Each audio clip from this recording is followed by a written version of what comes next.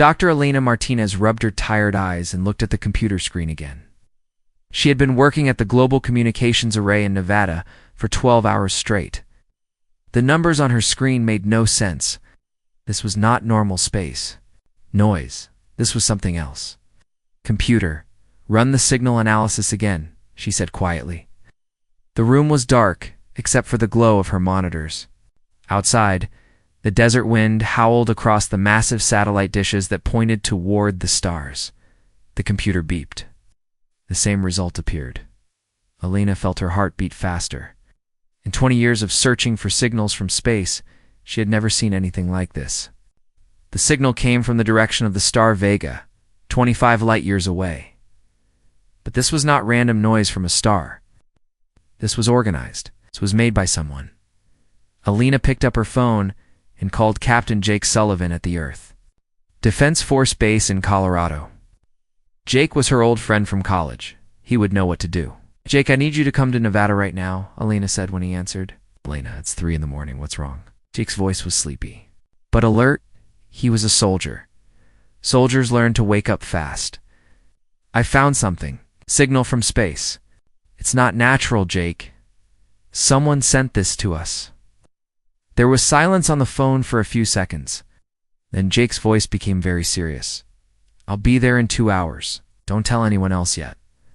Elena waited by her computer as she played the signal. Over and over, it started with simple math.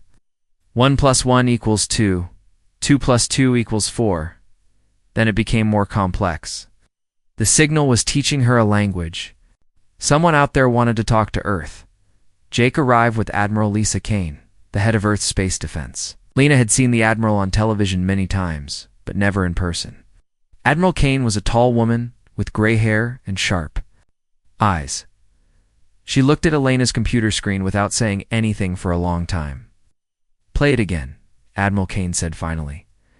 Elena played the signal from the beginning. The math lessons, then words in the new language, then longer sentences. Finally, a message that made Elena's blood turn cold. The voice was not human, spoke the new language it had just taught them. Elena had learned enough to understand the basic meaning. The computer helped translate the rest. "We are the Dominion," the voice said. "We have watched your world for many cycles. We have studied your species. You are primitive but useful. You will arrive in 18 of your months too. Begin collection. Resistance is not advised. Compliance will result in better treatment in the labor worlds." The message continued with detailed information about Earth, population numbers, military strength, resource locations. The aliens knew everything about humanity. They'd been watching and planning. "They think we're animals," Jake said, quietly. "They want to take us away to work as slaves." Admiral Kane's face was stone. She had fought in wars before, but never against aliens from space. "What else does the signal contain, Dr. Martinez?" Elena worked at her computer. "There's more data here. Technical information about their ships, population counts for other worlds they've taken, and something else." She paused. "We're sending this same message to our leaders, the President, the Chinese Premier, the European Chancellor. Everyone will know by morning." Admiral Kane nodded. "Dr. Martinez, I'm ordering this facility to be classified. Nobody talks about this until we figure out how to respond." She turned to Jake. "Captain Sullivan, contact General Nathan Price. Tell him we need an emergency meeting with all military leaders." Over the next few hours, Elena watched the world change. Government leaders held secret meetings. Military bases went to high alert. The news said nothing, but Elena could feel the tension building like electricity before a storm. 3 days later, President Ryan Cooper spoke to the world on television. He stood behind a podium in the White House. His face was calm, but his eyes were hard. "My fellow humans," the president began. 3 days ago, we received a message from space. The message was not friendly. An alien empire called the Dominion has informed us that they consider Earth to be their property. They plan to arrive in 18 months to take our people as slaves. The president paused. People around the world stopped what they were doing to listen. The Dominion has made one serious mistake. They think humans are weak because they have watched our old wars and conflicts. They think we will surrender without a fight. They are wrong. Elena watched from her facility in Nevada. She felt something changing inside her. Fear was being replaced by anger. For the first time in human history, our entire species faces the same enemy, President Cooper continued. We will not run, we will not hide, we will not surrender. The Dominion wants to harvest humans like crops. They will discover that humans are not crops. We are fire around the world. Other leaders spoke. The same message. Chancellor Maria Santos in Europe. Premier Liu Wei in China. President Okafor in the African Union. For the first time ever. All of humanity spoke with one voice. Elena returned to her computer. The alien signal was still coming. Now she understood its purpose. The Dominion wanted to frighten humans into giving up. Instead, they had given humanity something it had never truly had before. A common enemy and a common purpose. Jake visited her facility again a week later. He looked different, more focused, more dangerous. How are the preparations going?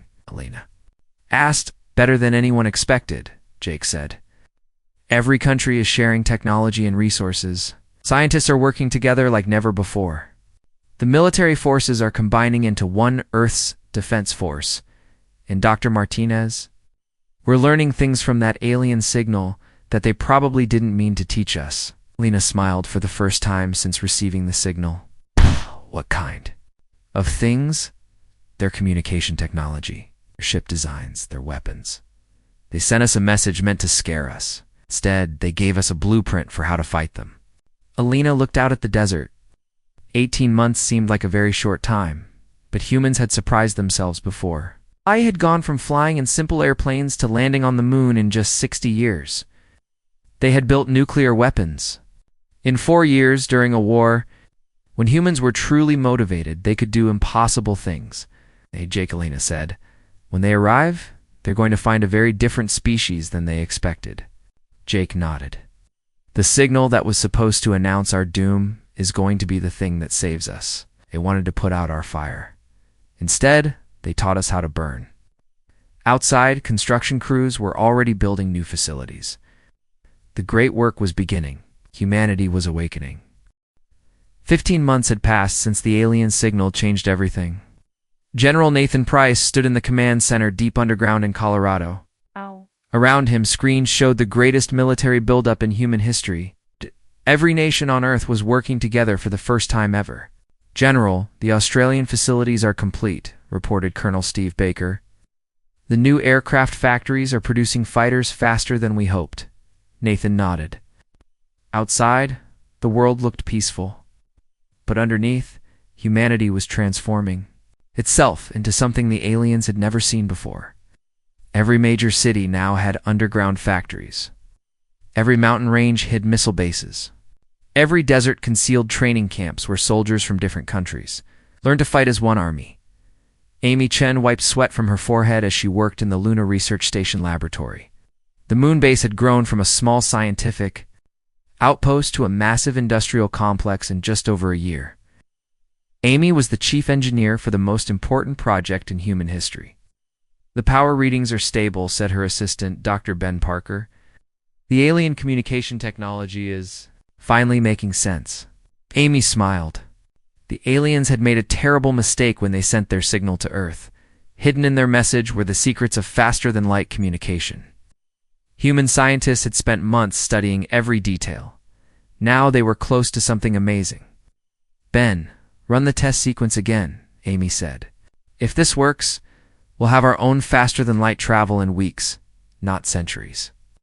On Earth, Dr. Carlos Rivera worked day and night in his laboratory in Mexico City. The alien signal had revealed more than just communication technology. Showed how their ships moved between stars. Carlos was one of the smartest physicists on Earth, and he was angry. Elias? The aliens thought humans were too stupid to understand their technology. They were wrong. Dr. Rivera, we have breakthrough, said his colleague Dr. Lisa Park, running into the lab with excitement. The quantum field equations are working. We can build our own faster-than-light engine. Carlos looked at the computer data. His hands shook slightly. Lisa, do you understand what this means? The aliens gave us 18 months to prepare. They thought that was nothing for a primitive species. They didn't know that 18 months is enough time for humans to change everything. Meanwhile, Commander Alex Thompson prepared for the most dangerous mission in human history. He stood next to the prototype spacecraft Defiance in a secret facility built inside a mountain in Canada. The ship looked strange compared to human designs from before the signal. It used technology learned from the aliens, but built with human creativity. "Alex, this is completely insane," said his co-pilot, Captain Jenny Davis. "We're about to become the first humans to travel faster than light." Alex checked his equipment one more time. "Jenny, everything we've done in the last 15 months has been insane, but it's working." He looked at the ship that would carry them beyond the solar system. The aliens are expecting scared humans hiding on Earth. Instead, we're going to meet them in space. The mission was dangerous, but necessary. Commander Thompson and his crew would travel to the outer edges of the solar system to build hidden supply bases and early warning stations. When the aliens arrived, humans would be ready. Lieutenant Colonel Grace Williams trained soldiers in the Nevada desert. The training camp looked like a small city now. Soldiers from America, China, Russia, Brazil, Nigeria, and dozens of other countries worked together. They were learning new ways to fight that the aliens would never expect. To a group of soldiers practicing with new weapons, the aliens fight like machines. They follow plans and expect their enemies to do the same. We fight like humans. We adapt. We improvise. We never give up. The new weapons were amazing. Human engineers had studied alien technology and made it better. Soldiers now carried energy rifles that could punch through alien armor. They wore suits that made them stronger and faster. Most importantly, they learned to think like guerrilla fighters. It's not like traditional armies. Back on the moon, Amy Chen watched as Commander Thompson's ship prepared for its historic first flight. The faster-than-light engine was based on alien science, but human engineers had made important improvements. The aliens' technology was powerful but old. Human technology was new and creative. "All systems ready for departure," reported the mission controller. "Commander Thompson, you are cleared for humanity's first faster-than-light journey," Alex said. In the pilot seat of the Defiance, through the window he could see Earth, a small blue dot in the distance. In a few minutes, he would travel farther from home than any human in history.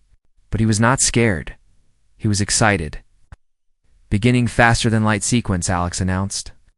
The ship began to hum with power. Space around them seemed to bend and twist. Then, in an instant, they were gone. The Defiance appeared near Jupiter, hundreds of millions of miles from Earth. The journey that should have taken years happened in minutes.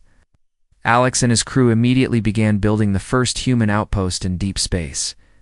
They worked quickly, knowing that alien scout ships might already be watching the solar system. On Earth, Alina Martinez continued studying the alien signals. Every few weeks, the Dominion sent new messages. They seemed confused by humanity's response. Their signals showed growing worry about Earth's preparations.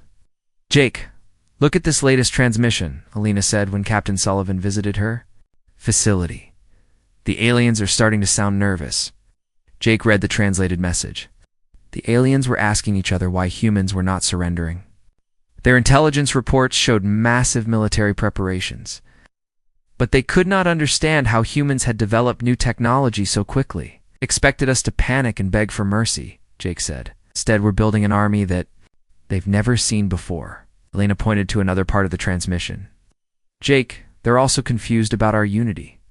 They keep talking about human wars and conflicts from our history. They can't understand how we stopped fighting each other and started working together." Jake smiled grimly.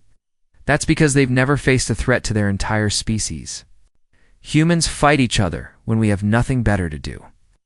But when something threatens all of us, we become something different."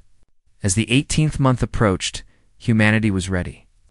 The Defiance and 5 other faster-than-light ships were patrolling the outer solar system. Hidden bases throughout the asteroid belt watched for alien ships. Earth's surface looked normal, but underneath were weapons and soldiers that the aliens could never imagine. Dr. Rivera's team dealt faster-than-light engines for an entire fleet of human warships.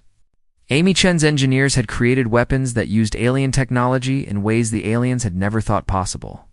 Grace Williams had trained an army that fought with human creativity and alien weapons. The signal that was meant to terrify humanity had instead awakened something that had been sleeping in the human spirit. The aliens were about to discover that their primitive targets had become something completely unexpected. The harvest they planned was about to become the fight of their lives.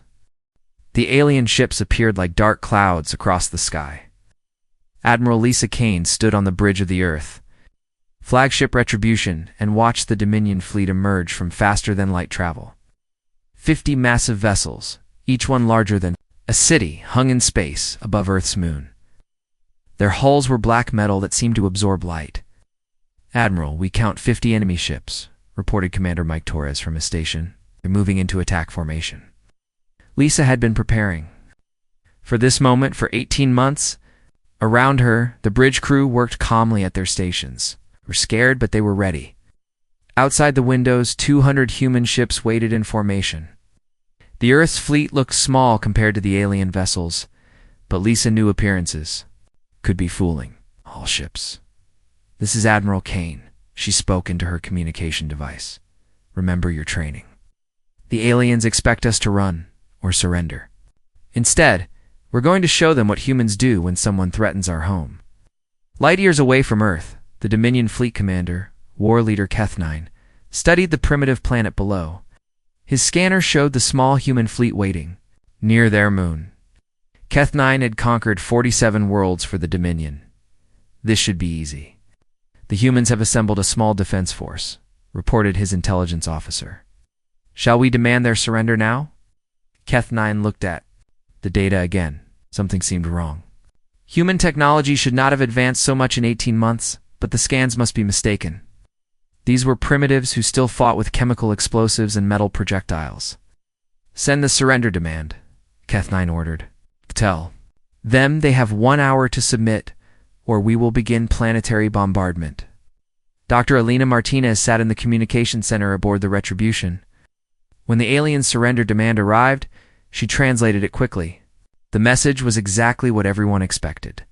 "Submit or die." Alina smiled as she prepared humanity's response. "This is Dr. Alina Martinez of Earth, speaking for all humanity." She broadcast in the alien language she had learned from their original signal.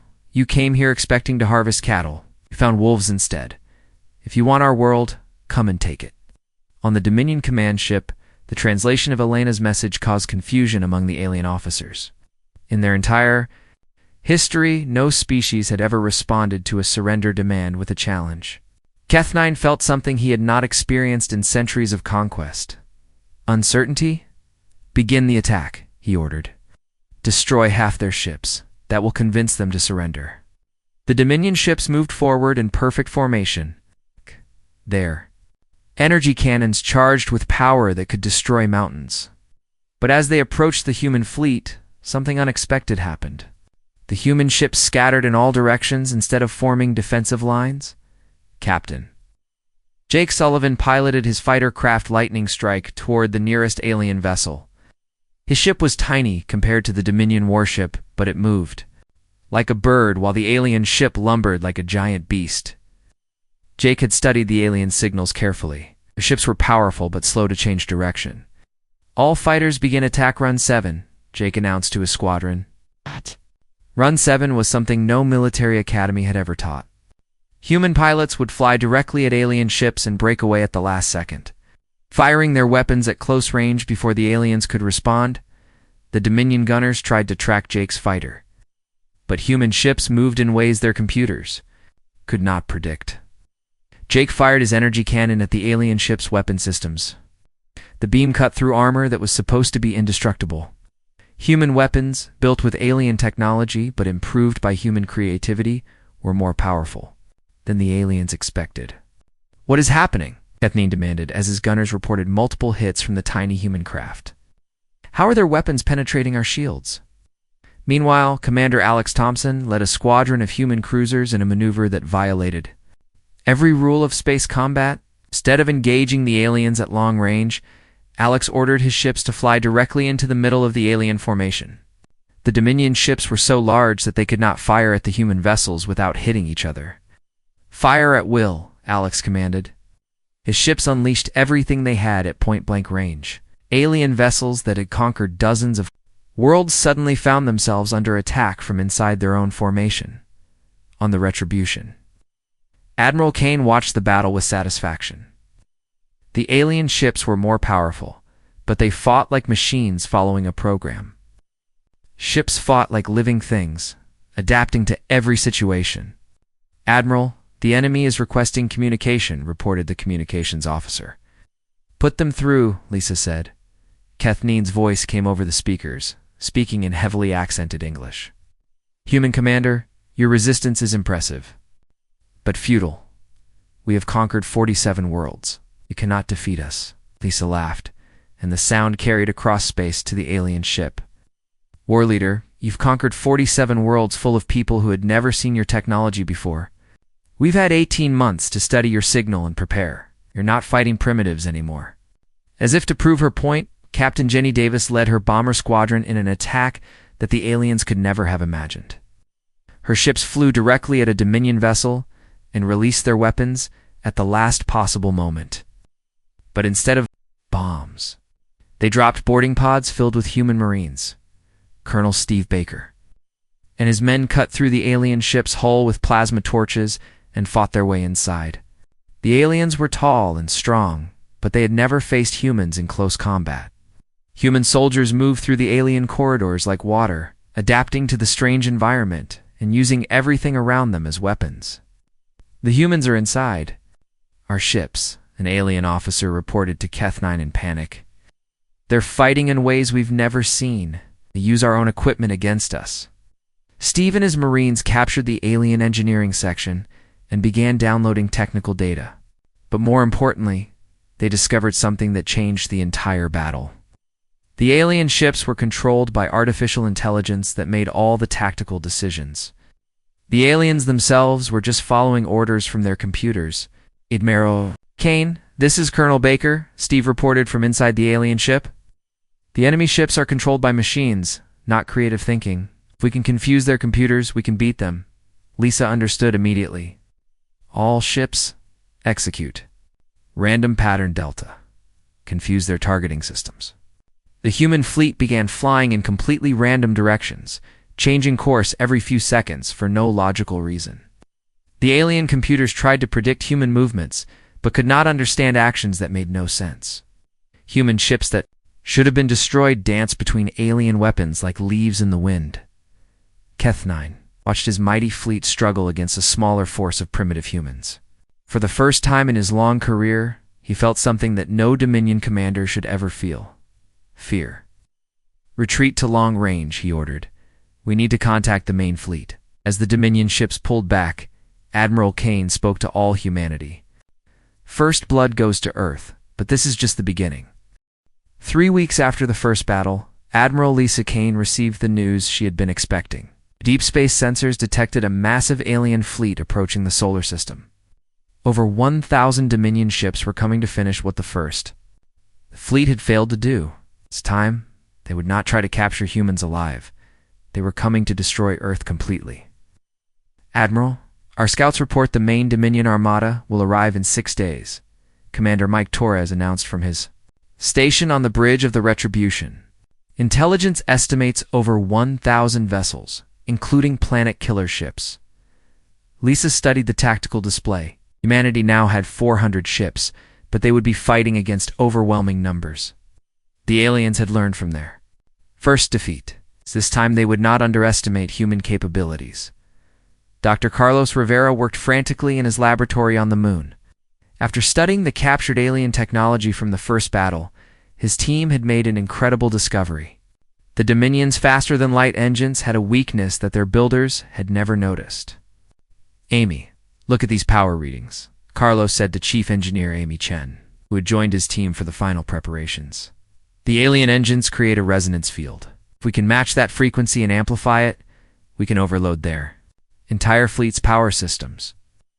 Amy studied the data with excitement. "Carlos, you're talking about turning their own technology into a weapon against them. But we'd need to get very close to their ships to make it work." "That's exactly what I'm talking about," Carlos smiled grimly. I think I know just the person crazy enough to try it. Commander Alex Thompson stood in the hangar bay of the secret asteroid base that his crew had built months earlier. Around him, human engineers made final modifications to his ship Defiance, and the vessel looked different now, covered with new equipment that could generate the resonance field Dr. Rivera had discovered. Alex, this mission is suicide, Captain Jenny Davis said as she checked her own ship's systems. We have to fly directly into the middle of their fleet and hold position long enough for the resonance weapon to work. Alex finished his pre-flight. Check. Jenny, 18 months ago we were afraid of signals from space. Now we're planning to destroy the most powerful fleet in the galaxy. If that's not worth the risk, nothing is. Meanwhile, on Earth, Lieutenant Colonel Grace Williams prepared her soldiers for what might be the final battle. If the space fleet failed, alien forces would land on Earth itself. Grace had spent months training her troops for urban combat against alien invaders. Remember what we learned from the prisoners? Grace told her officers. The aliens are strong and their technology is advanced, but they think in patterns. Expect logical responses to logical situations. They fight with chaos, creativity, and pure human stubbornness. War leader Keth-9 stood on the bridge of the Dominion Super-Dreadnought Final Judgment. Around his flagship, the largest armada in Dominion history prepared for battle. This time, there would be no mistakes. The humans had surprised them once, but the Dominion had fought for 10,000 years. One primitive species would not break. Their perfect record of conquest. War leader, we are detecting the human fleet, reported his tactical officer. They appear to be moving to intercept us before we reach their world. Keth-9 felt satisfaction. The humans were making a tactical error.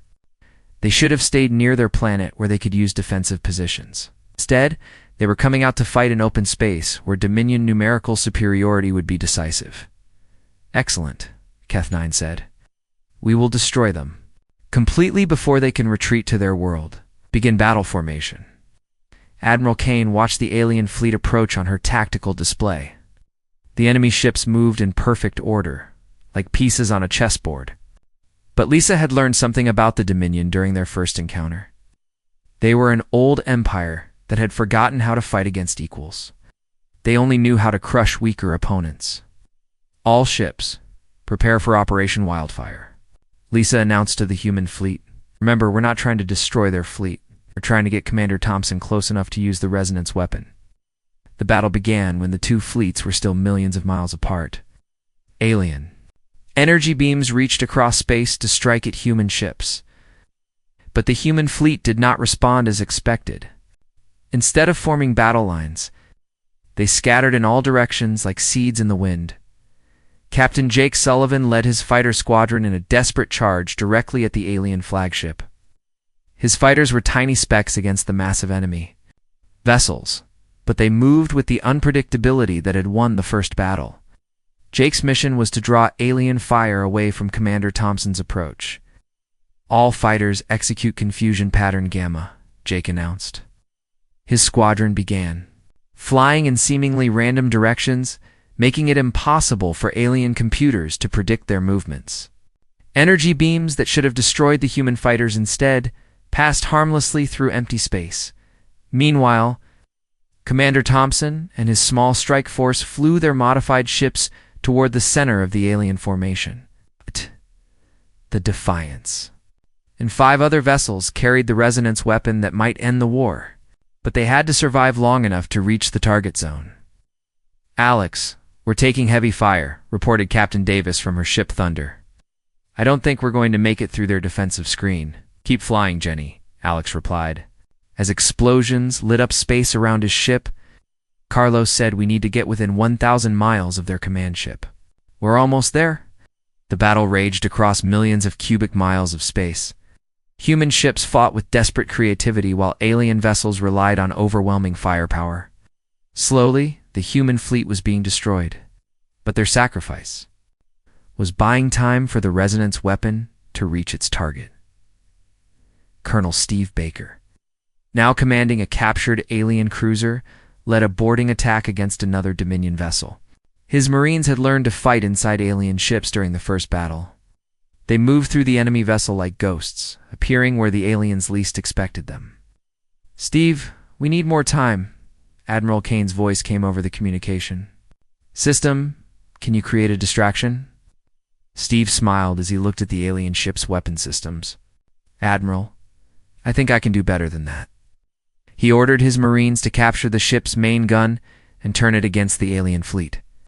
Soon, Dominion vessels found themselves under attack from their own weapons. Finally, Commander Thompson reached the target zone deep inside the alien formation. His ship was damaged, and 2 of his escort vessels had been destroyed, but the Defiance was still operational. "Beginning resonance field generation," Alex announced. Dr. Rivera's weapon began to hum with power. The device sent out waves of energy that matched the frequency of the alien faster-than-light engines. At first, nothing seemed to happen. Then, one by one, alien ships began to lose power. Their engines overloaded and shut down. Ships that had conquered dozens of worlds suddenly found themselves floating helplessly in space. "What is happening?" Kathleen demanded, as his own flagship lost power. "How are the humans doing this?" The answer came when Dr. Elena Martinez broadcast a message to the alien fleet in their own language. "War Leader Kathleen, this is Dr. Elena Martinez of Earth. You made 2 mistakes. First, you sent us your technology in that signal 18 months ago. Second, you assumed we were too primitive to improve on it. You were wrong on both counts." Within minutes, the entire Dominion fleet was powerless. 1,000 ships that had come to destroy Earth now drifted in space like dead metal. Admiral Kane ordered the human fleet to surround the alien vessels and accept their surrender. On the alien flagship, Kathleen stared at his dead control panels. In 10,000 years of conquest, the Dominion had never been defeated. Now a species they had considered primitive had destroyed their greatest fleet without even destroying their ships. "Send a message to the Dominion High Command," Kathleen ordered his communications officer. "Tell them that Earth is not to be disturbed. Tell them we found something here that we have never encountered before." Years later, children played in the parks built where the first alien ships had landed. Above them, human vessels patrolled the solar system, watching for any threats to their world. The signal that had once announced humanity's doom had instead awakened. Something that would protect Earth for generations to come. Dr. Elena Martinez, now director of the Global Communications Array, still listened to signals from space, but now she was not searching for alien messages. She was broadcasting human messages to the galaxy. The species that had once feared contact with aliens was now announcing its presence to the stars. The fire that the aliens had tried to extinguish had instead become a beacon that would burn across the galaxy for all time.